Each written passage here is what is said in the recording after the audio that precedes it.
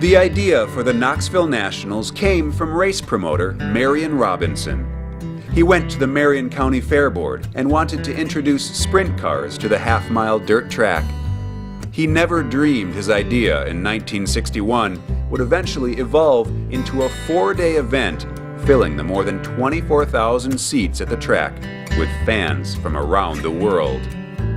That was 50 years ago. Ladies and gentlemen, presenting your starting field for the most prestigious event in all of sprint car racing. Race fans, we sold you the whole seats. You're only going to need the edge. Green flag. Oh, Steve Kinzer, look out. Wheel stand backwards. Holy cow. I'll show it 4 wide down the front chute. And we've got trouble in turn 2. Car into the guardrail, flipping in turn number 2. After a lifetime of trying, Donnie Schatz wins the Super Clean Knoxville National.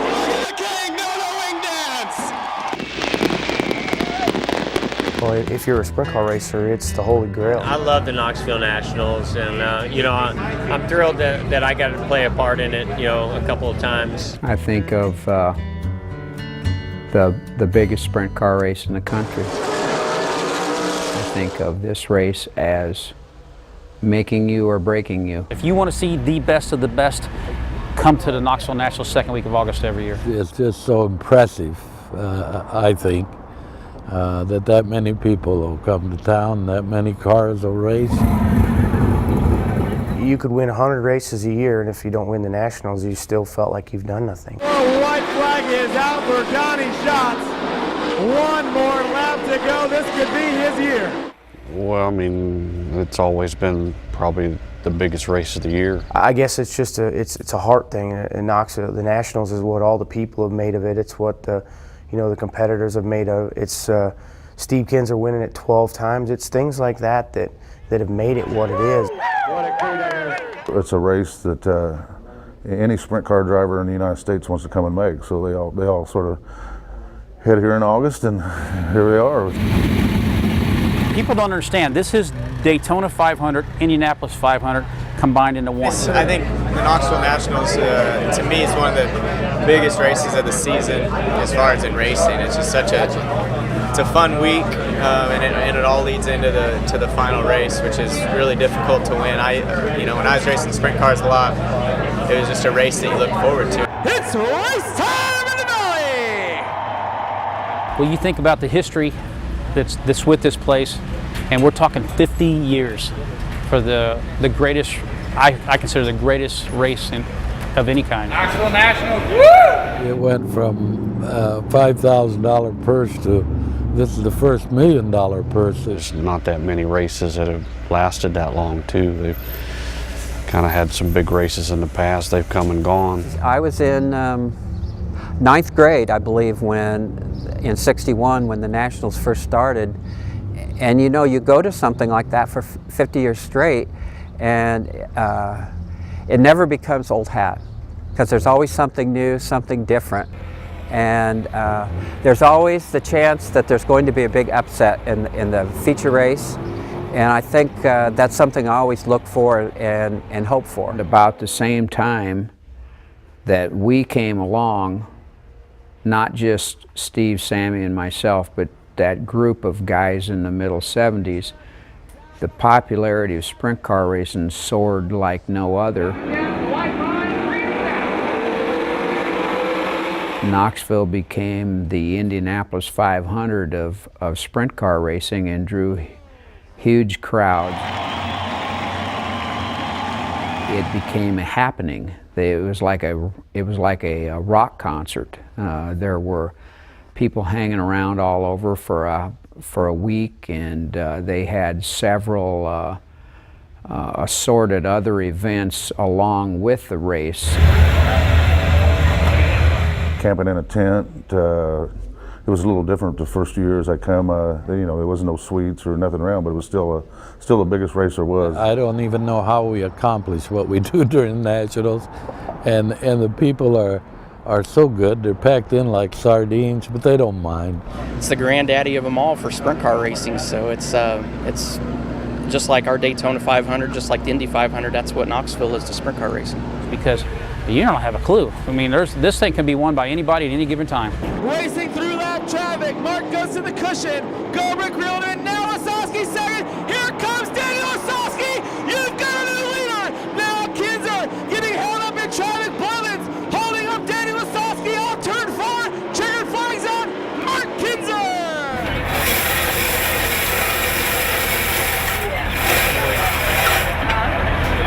17.8 gets 45. When you get to Knoxville, you draw a to the national championships. They run the track, the race a little different than just a one-night race. It's a bit different. I mean, it's it's a tough format, and I don't know if it's exactly fair, but it's what they do. And because it's such a big thing, there'll be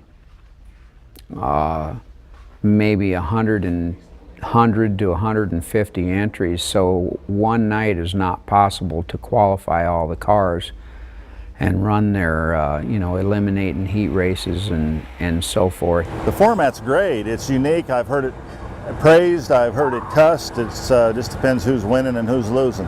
You know what? It's the fairest format of any race event in the country. So they split the field into 2 nights, and they came up with a format through a process of elimination through qualifying, heat racing, and a preliminary main event on the qualifying night to find out who the fastest and the most consistent and best race car and driver was. I really like the format, I really do. When they do them heat races, I think that's the only way you can do it is reward, if you're going to be fast qualifying, you got to start at the tail of them heats. You got, but you can't do it from any further than 10th. And I think we've seen that there's been great racing in the heats. Them heat races, what the National's all about. When they start at the back, you kind of pay attention. You got the slower cars up front, and you kind of, I'm counting the laps on my hand up there, so you have to kind of watch, make sure to see who's leading and see where those guys that started in the back are at, because they're faster than everybody out there. That's why they're in the back, and they're going to be driving harder, trying to make it to the front. So you got to keep track of where they're at and who's leading, and make sure you don't mess up and don't give them too many laps or don't give them enough laps. And I've never shorted a race. Checkered flag. You have to be fast and consistent, and they give you a certain amount of points for qualifying, certain amount of points for doing good or better in the heat race, certain amount of points for getting a good finish in the qualifying main event, to where the high point guy will start on the front of the final night A main on Saturday night. Anytime the inversion is in there in the heat races, you're going to see some great racing because people come to see passing. And most events of this caliber, the fast times start up front and all of these type of things, and it's really, a lot of them turn out to be follow the leader.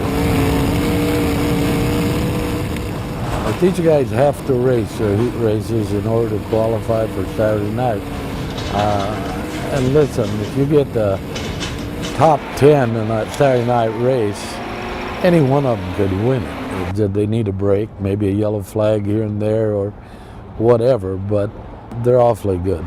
Cappy makes it interesting, I'll guarantee you that. You got to be on your game, and some years it's worked for us and some it hasn't. Well, I don't think there's a race car driver, a sprint car driver that doesn't dream of just being in that A main. This is your lineup for the 39th running of the Amoco Knoxville Nationals. I've been in that position quite a few times where if I could just get in the A, I'm going to be happy, because there's so many cars and the format's tough, and they invert all the heats and all the things, and it's attrition and performance together. It's a fun thing, and the first time I got in the A main, I was actually up far enough to where I felt like I had a chance at winning it. Donnie Schatz outside row 1. I think now it gives some of the other guys, it spreads it out a bit and makes it a lot tougher for the really good cars, that when you qualify good, you're so far back in the heats that sometimes it's an advantage not to qualify that well. So it just depends on the track and you know how it shakes out. But I mean, it's a little bit of a lottery, and you don't really know where you're going to stack up, till the night's over, and it's it could go a bunch of different ways. Well, I mean, I think the fast guys, the cream rises to the top in that format, but yet you've always seen in the past some guys that they didn't think they even came here with a chance, and because things fell right for them and they did a good job, the format helped them out too. It isn't just set up to put the fast guys up front. Everybody earns their way in, but there's some second chances built into that format.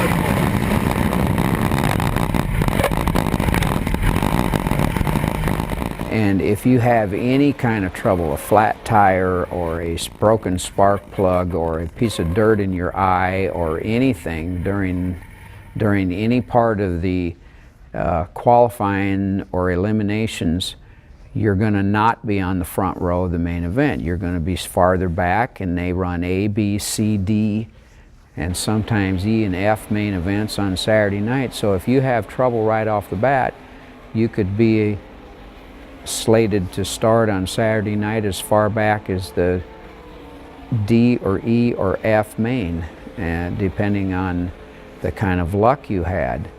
And obviously the good guys practice all year long to have the most amount of luck that they can have when they need it at the big nights. And usually those type of guys will persevere and end up starting near the front of the main. If that track's pretty heavy and stuff, it's the point structure on a thing is tough, so you can get yourself in a bad situation right off the bat. There's so many ways to lose this race. Oh, Dale Blaney, Jeff Shepard, Steve Kids are upside down. And very few ways to win it. It's a tough deal. And I think I qualified like third one year with Gary Stanton. Unfortunately, we didn't make the feature because of the rain, the way it turned out. And a couple times that has happened to me where I had trouble and I started in the D main at the tail, I think, and raced into the A main and still finished in the top 5 a couple times. And even though I've won 5 main events, most people don't 5 of the national championships, most people never remember that. The only thing they remember is on the Saturday night when the crowd was here, I was able to start last in one of the non-qualifier main events and get all the way up into the final main event and do good. And are we ever going to go back to seeing guys like Doug Wolfgang and Sammy Swindell do the alphabet? Not anymore. I wish that there was a way it was going to happen, but it's just not.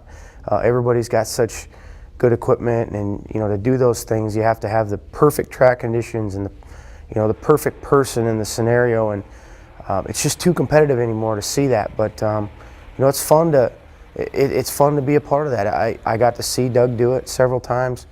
It'd really be cool if somebody could win it from there. To be able to make that feature is something that you check off as a notch in your career. So that shows you how special Knoxville is, how challenging it is, how competitive it is. And for me, who grew up in sprint cars, it was the ultimate experience. And I wish I could get a chance to go there and just watch and be a spectator again soon, because it's such a cool event.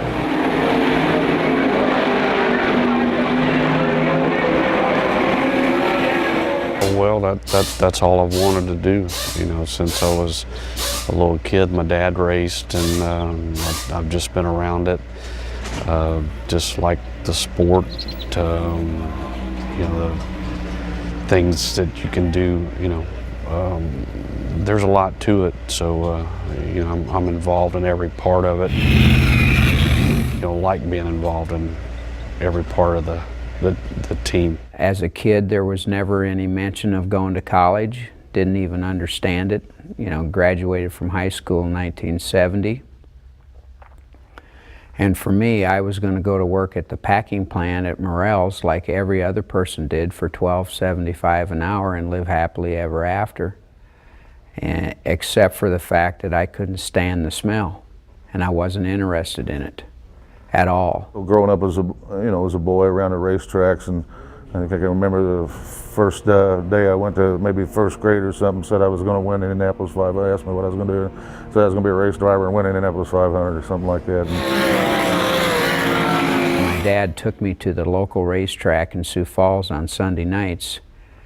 Other than that, I had no background, and for me, the only thing I could think of to deliver me from having to cut the leg off of a pig for the rest of my life was to be a professional race car driver. I grew up racing dirt, even with quarter midgets and go-karts. I raced on dirt and loved it, and always wanted to be a dirt sprint car driver. And if it weren't for my sprint car days and the Silver Crown and midget days on dirt, I don't think I would have made it to where I am today and accomplished all the things that I've done. I can remember as a little kid coming up here and watching my Uncle Tom Corbin run the Nationals and thinking to myself, my God, what would it feel like to be right over there?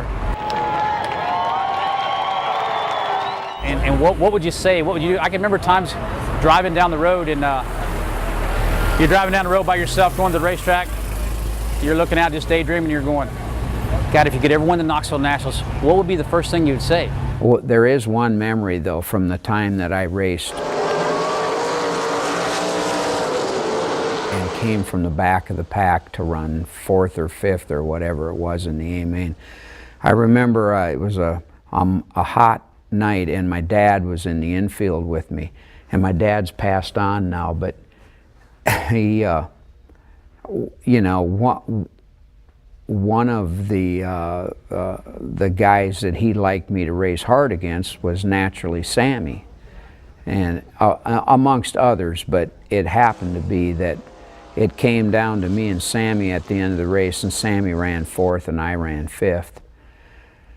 And I took my helmet off after being in the D and the C and the B and the A main, and I had made, I think just when I took the helmet off, I can remember the announcer announcing, and Doug Wolfgang has just set a national record passing 72 cars in 75 laps or something like that, whatever the numbers were. I can't really remember. And I'm just taking my helmet off, and I'm drenched with sweat.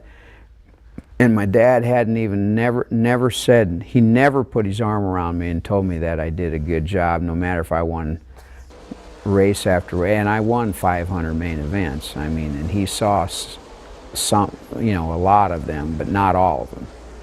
And he saw me win 5 Knoxville Nationals, and he would never tell me I did a good job, because that's just the way he was. He wasn't a mean guy, he was a great guy. But anyway, I get my helmet off and they're announcing this, and he said, yeah, and if you weren't such a puss, you'd have beat Sammy on the last lap. I'd passed 75 cars or whatever it was, but the only thing is I didn't pass him on the last lap. I'll never forget that.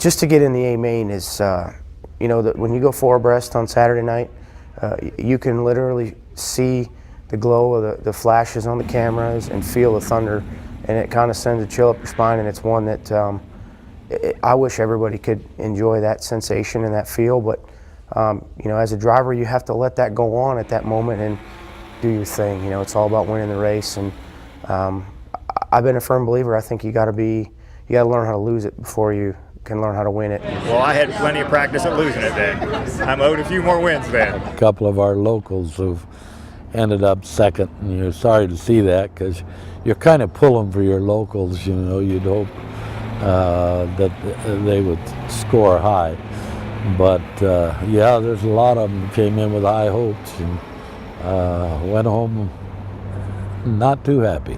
Second's definitely nothing to hang your head about, but when you're racing here and you end up here, Donnie Schatz spinning off turn number 4. You feel like you've let yourself down so much, or there's something you always could have different. But even if you do win it, there's always things you could have done different to be better. So as long as you understand it, it's a real fun situation. When you walk into that press room and you see that trophy, all you can think about what it's going to feel like on your mantle at home. And I've just been fortunate enough to have 4 of them on our mantle, so it's pretty cool. Salute your 2003 national champion, Danny Lasowski. There's no feeling like it. Winning that race. it's kind of like you've found your place. You know, you where you feel like you want to be.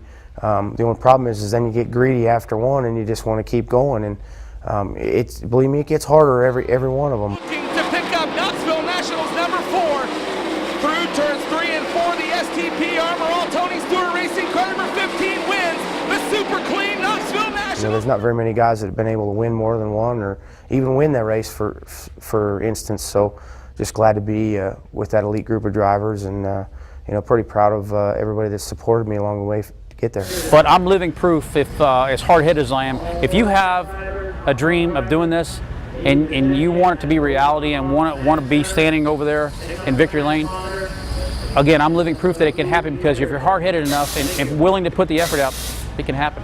Back there in the 80s and so 90s, you know, it was one of us three that probably was going to win every night, one of us, and it was, you know, a nice feeling knowing that you could come to the track and you had a chance. And I mean, still feel that way today. It's you know, it's a lot different, a lot tougher. There's a lot more competition now.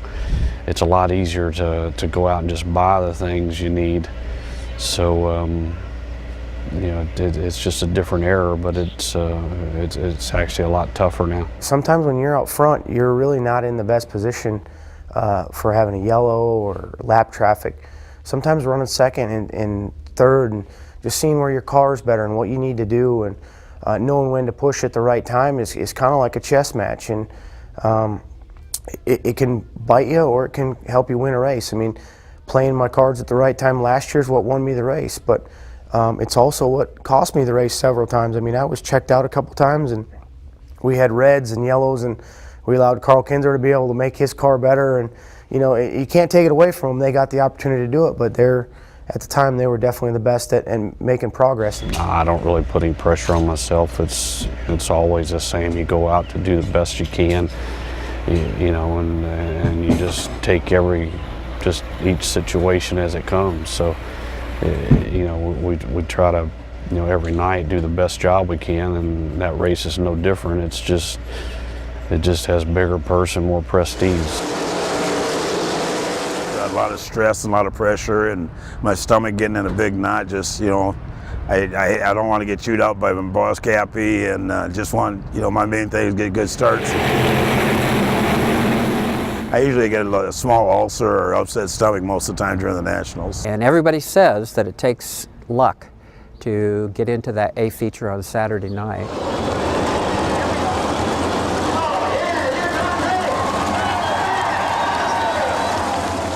I believe there is some luck involved. I have seen drivers who just missed it by that far, and it changed their whole 4-day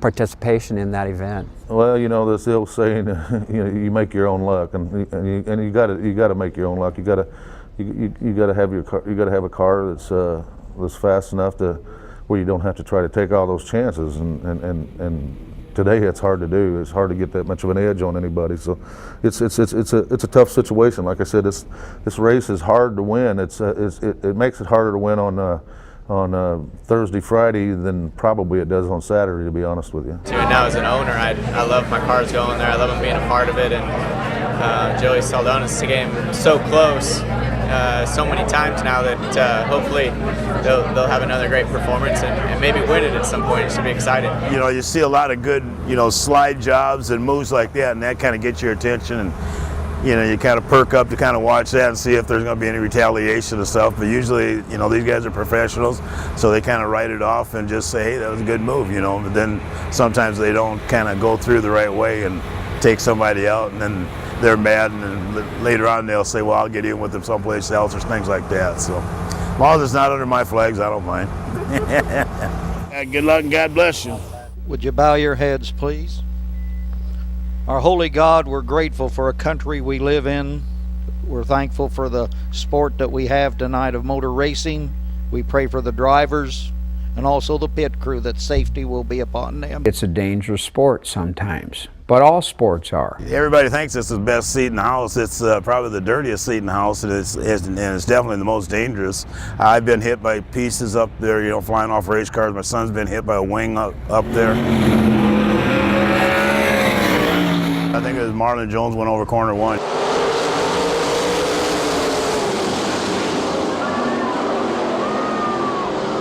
Yeah, I was there, and it all started about at where the flag stand ended and ended up down in corner 1, and that just shows you how fast they're going and how things can happen. That's going to have trouble, big trouble on the front stretch, caught upside down violently into the wall. And I've had them bounce off the front of the flag stand before too and things, so it's they take care of business, and it's a dangerous deal type of deal. And I ended up getting stitches down there one time for, you know, I got hit by a piece of pipe that came off a race car and stuff, so. And every once in a while that kind of goes through your head, you know, thinking if it would have hit you in the head, it would have killed me, so.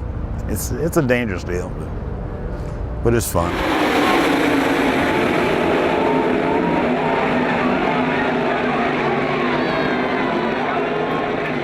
I used to help a guy that got killed down here, Daryl Dawley, and Roger Larson from Sioux Falls. They both got killed the same night, so I know it's part of the sport.